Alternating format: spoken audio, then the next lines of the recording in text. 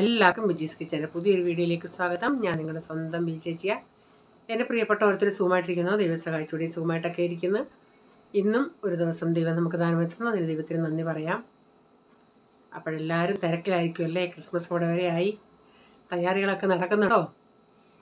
ഞാനുണ്ടാക്കിയ beef റോസ്റ്റൊക്കെ try ചെയ്ത് നോക്കേ. നല്ല കേട്ടോ. പിന്നെ പ്ലം കേക്കിൻ്റെ ശ്രദ്ധിക്കേണ്ട കാര്യങ്ങൾ ഇന്നലെ ഞാൻ പറഞ്ഞില്ല, അതൊന്ന് ശ്രദ്ധിക്കണേ. പിന്നെന്തുവാ, പിന്നെ പ്രത്യേകിച്ചൊന്നുമില്ല. ഇന്നത്തെയും വീഡിയോ കാണും. ഇന്നൊരു ECPC ഒരു ബീഫ് കറിയാണ്. അന്ന് വാങ്ങിച്ചുകൊണ്ടുവന്ന ബീഫ് കൊണ്ട് ഞാൻ 3 റെസിപ്പി ഉണ്ടാക്കി. ബീഫ് സ്റ്റൂ അന്നത്തെ സൂപ്പറായിരുന്നു കേട്ടോ. അത് ആദ്യം ഉണ്ടാക്കി നമ്മൾ ബീഫ് സ്റ്റൂ അല്ലേ, ഈസ്റ്റ് ചേർക്കാത്ത അപ്പവും ബീഫ് സ്റ്റൂ, പിന്നെ ബീഫ് റോസ്റ്റ്, പിന്നെ ഇത് നമ്മുടെ വീട്ടിലത്തേക്ക് ഈസി ആയിട്ട് ഉണ്ടാക്കിയൊരു ബീഫ് കറി. ഓക്കെ, ഇനി നമുക്ക് വീഡിയോയിലോട്ട് പോകാമേ.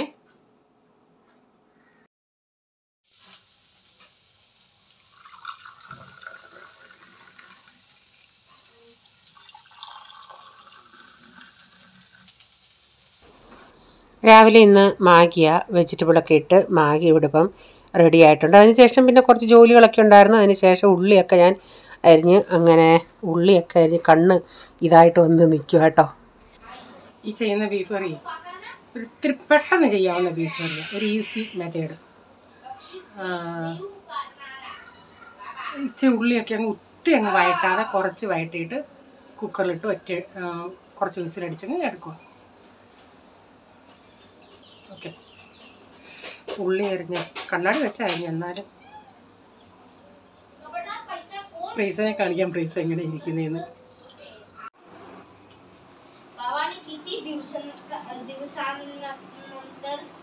നിന്റെ കണ്ണാടി എവിടെയാടാ പ്രൈസ വെച്ചേക്കുന്നേ? കണ്ണെരിയുന്നെന്ന് പറഞ്ഞിട്ട്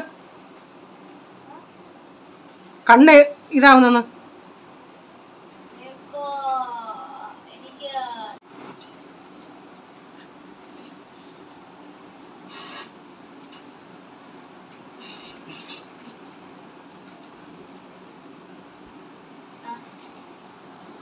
കുക്കർ വെച്ച് ഇത്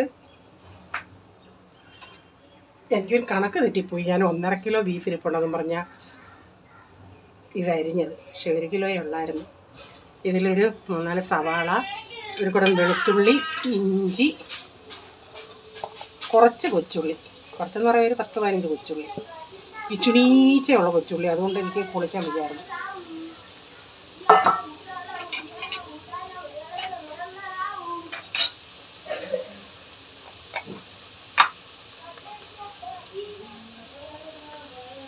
ഒത്തിരി അങ്ങ് വഴറ്റുന്നില്ല, കുറച്ചൊന്ന് വഴറ്റിയെടുക്കാം.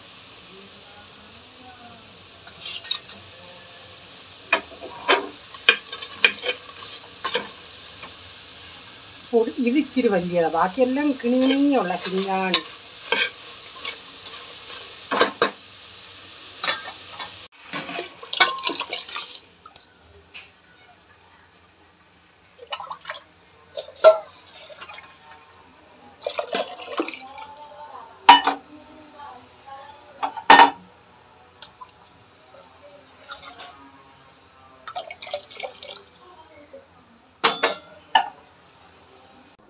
അപ്പോൾ ഉള്ളിയൊക്കെ ഒന്ന് വഴന്ന് വന്ന് ഇനി ഞാൻ ഇതിലോട്ട് പൊടികളാണ് ചേർക്കുന്നത്. ഞാൻ പറഞ്ഞില്ലേ, എൻ്റെ മൈൻഡിൽ 1.5 കിലോ ബീഫ് ഉണ്ടെന്നായിരുന്നു.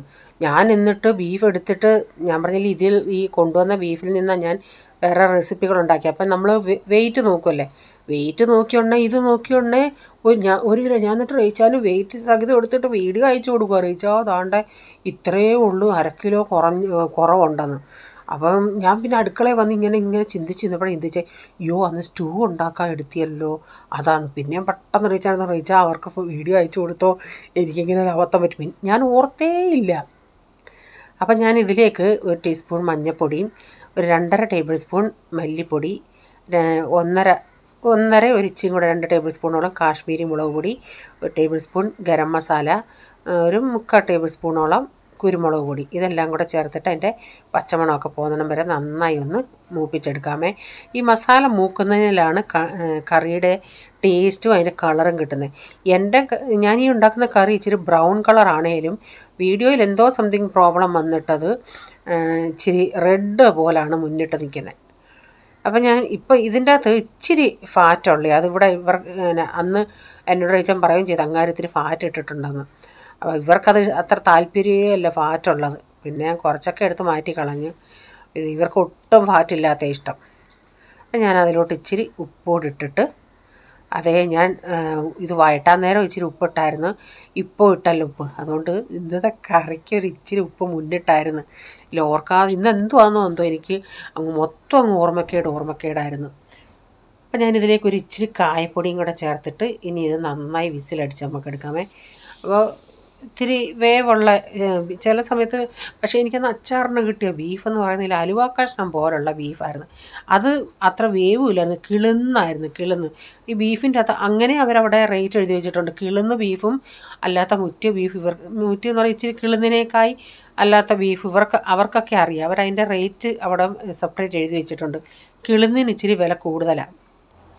അപ്പം ഞാനിതൊന്ന് അടച്ച് വേവിക്കട്ടെ. ഞാനൊരു നാലഞ്ച് അടിച്ചിട്ട് ഓഫാക്കി ഇട്ട് നോക്കിയുണ്ടെങ്കിൽ അത് വെന്തില്ല.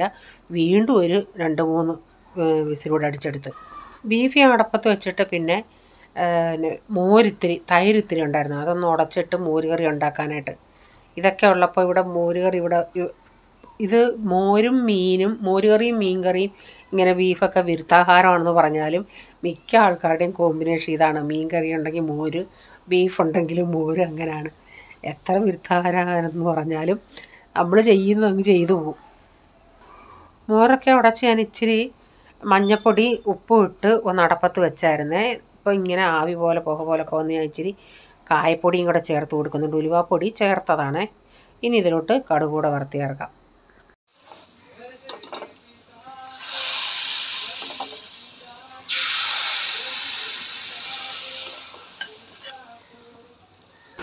അപ്പോൾ ഇതെന്ന് പറയുന്നത് പോളിന് ഓൺലൈനിൽ ഒരു ജീൻസ് വാങ്ങിച്ച റീച്ചാൻ ഓൺലൈനിൽ നിന്ന് ഡ്രസ്സ് വാങ്ങിക്കുന്നതിനോട് ഒട്ടും താല്പര്യമില്ല.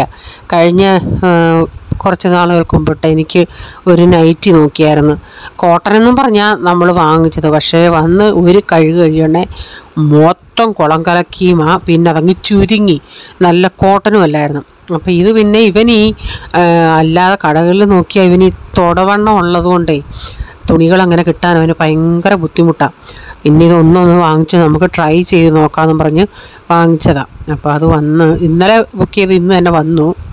അതൊന്ന് ഓപ്പൺ ചെയ്ത് നോക്കി. ഇപ്പം ഞാൻ എന്ത് വീഡിയോ എടുക്കും, പുതിയ സാധനങ്ങൾ പൊട്ടിക്കുമ്പോഴും വീഡിയോ എടുക്കും. ചിലപ്പം അവർ എന്തെങ്കിലും പ്രോബ്ലം ഉണ്ടെങ്കിൽ തിരിച്ചു കൊടുത്താൽ എന്തെങ്കിലും പറയുമോ എന്നും പറഞ്ഞു.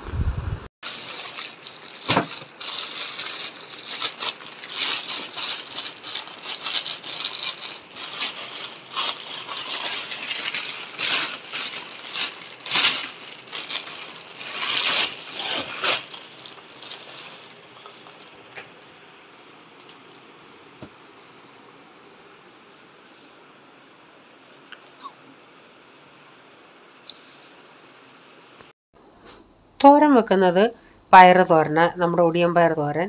അപ്പോൾ അതിൻ്റെ അകത്തോട്ട് തന്നെ സവാളയും തേങ്ങയും മഞ്ഞൾപ്പൊടിയും കറിവേപ്പിലയും ഉപ്പും എല്ലാം ഇട്ടിട്ട് നന്നായി കൈ കൊണ്ട് ഞെവിടിയിട്ട് അടപ്പത്ത് വെച്ച് അതൊന്ന് വേവിച്ചെടുക്കാം. പയറ് തോരനും മോരുകറിയും ബീഫും കോമ്പിനേഷൻ നല്ലതല്ലേ. അതിൻ്റെ ഇടയ്ക്ക് കഴിഞ്ഞ ദിവസം ഒരു ന്യൂസ് കണ്ടായിരുന്നു, വെളിച്ചെണ്ണയ്ക്ക് വില കുറയുന്നതെന്ന്. ഉള്ളയാണോ സത്യമെന്നോ ആർക്കറിയാം.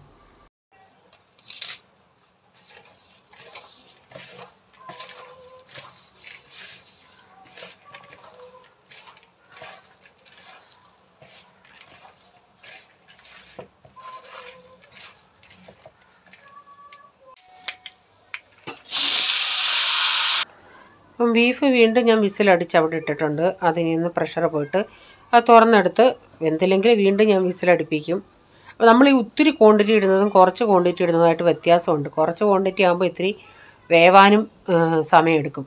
അപ്പോൾ ഒത്തിരി ക്വാണ്ടിറ്റി ആണെങ്കിൽ അത് ഞെരുങ്ങി അത് പെട്ടെന്ന് എനിക്ക് തോന്നിയതാണ്. ഇനിയും അങ്ങനെയാണെന്നൊന്നും അറിയത്തില്ല എല്ലാവർക്കും. അപ്പം തുറന്ന് നോക്കിയാണെങ്കിൽ അത് വെന്തിട്ടുണ്ട്. അപ്പോൾ ഞാൻ ഇതിന് കടുക് വറക്കാൻ നേരം ഞാൻ ജിയോ മാർട്ട് പിന്നെ ഈ റെസിപ്പിക്ക് വേണ്ടി ഞാൻ ഇച്ചിരി കൊച്ചുള്ളി വാങ്ങിച്ചത്. അപ്പം നോക്കിയോണ്ട് വില രണ്ടും സെയിമാണ്. ഞങ്ങൾ അവിടുന്ന് വാങ്ങിക്കുന്നത് ഇവിടുന്ന് വാങ്ങിക്കുന്നതായിട്ട് ദൈവമേ കൊണ്ടുവന്നുണ്ടെങ്കിൽ കൊച്ചുള്ളി എന്ന് പറഞ്ഞാൽ അത് കൊച്ചുള്ളി തന്നെ ആയിരുന്നു.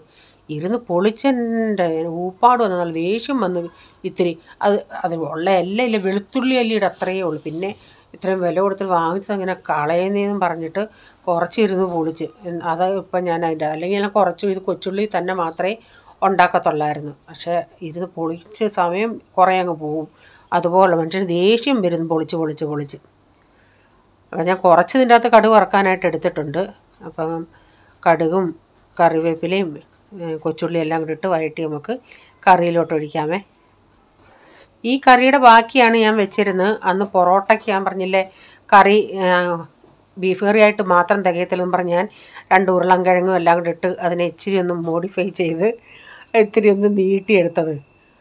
അപ്പം നല്ലതായിരുന്നു. ഞാൻ പറഞ്ഞു ഇന്ന് ഇച്ചിരി ഉപ്പ് മുന്നോട്ട് ഇരിക്കുമായിരുന്നു. ഞാൻ ഇതിൽ ഉരുളൻകിഴങ്ങൊന്നും ചേർത്തില്ല. എൻ്റെ കയ്യിൽ ഉരുളൻകിഴങ്ങ് ഇടാനായിട്ടൊട്ട് ഒത്തിരി ഇല്ലായിരുന്നു, കുറച്ച് ഉണ്ടായിരുന്നു ഉപ്പ്, ഒന്നുമില്ല. പിന്നെ ഉരുളൻകിഴങ്ങ് വാങ്ങിച്ച് കറി വെക്കുമായിരുന്നു. അപ്പം ബീഫ് കറി ഞാനൊരു പാത്രത്തിലോട്ടാക്കിയിട്ടുണ്ട്. വൈകുന്നേരം ആയപ്പോഴത്തേക്കിന് ഇത് നന്നായിട്ടങ്ങ് ആ ഗ്രേവി എല്ലാം അങ്ങ് അതിൻ്റെ അകത്തങ്ങ് പിടിച്ചായിരുന്നു.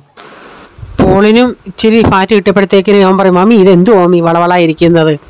പണ്ടൊക്കെ ഞങ്ങളുടെ കുഞ്ഞിലെ ഈ നെയ്യുണ്ടെങ്കിലേ ഇറച്ചിക്കകത്ത് അമ്മ എന്തോ ചെയ്യുന്നോ, ആ നെയ്യെടുത്ത് ഉള്ളി വഴട്ടാൻ നേരം എണ്ണ എന്നേരം കുറച്ചൊഴിച്ചാൽ മതി, ഈ നെയ്യ് ഇട്ട് വഴട്ടും. എന്നിട്ടത് എല്ലാം വഴന്ന് വരുമ്പോൾ അതെടുത്ത് തിന്നാൻ നല്ലതാണ്. ഞങ്ങൾ എടുത്ത് തിന്നുമായിരുന്നു. അമ്മ അത് കറിയിലിടത്തില്ലായിരുന്നു. പിന്നെ ഇന്നത്തെ വീഡിയോയിലെ വിശേഷങ്ങൾ ഇതൊക്കെയായിരുന്നു. വീഡിയോ ഇഷ്ടമായെങ്കിൽ ലൈക്ക് ചെയ്യണേ, നിങ്ങളുടെ അഭിപ്രായം കമൻറ്റിൽ കൂടെ അറിയിക്കണേ.